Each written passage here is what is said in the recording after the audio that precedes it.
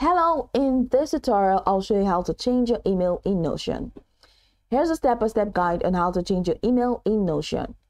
First, launch Notion in your browser and sign in if necessary. Then, in the left-hand sidebar, click on your profile picture or name located in the top left corner, which is here.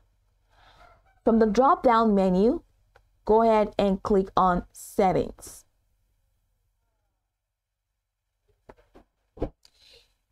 In the settings windows, go ahead and click on My Account. Click on the My Account tab that is located in the left-hand sidebar.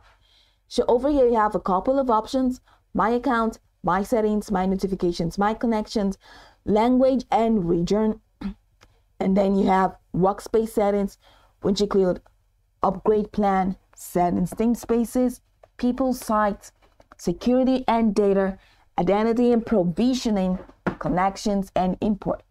Go ahead and click on My Account. In the My Account section, locate the email field, which is currently here. Now your current email address will be displayed. Next to your current email, go ahead and click on the Change Email button, and the prompt will appear asking you to enter a new mail address.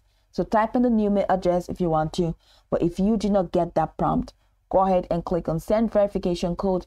And once you click on Send Verification Code, Notion will send a verification email to your old email address. And after entering the verification code, you will now see the prompt for you to enter a new verification code. And once you enter the new verification code, Notion will send a verification email to your new email address. So go to your email inbox and find the email from Notion. Then follow the instructions in the mail to verify your new address. Once your new email is verified, the change will be applied to your Notion account. That's pretty much it. So if you don't receive the verification email, check your spam or junk folders. Changing your email does not affect your Notion content or workspaces.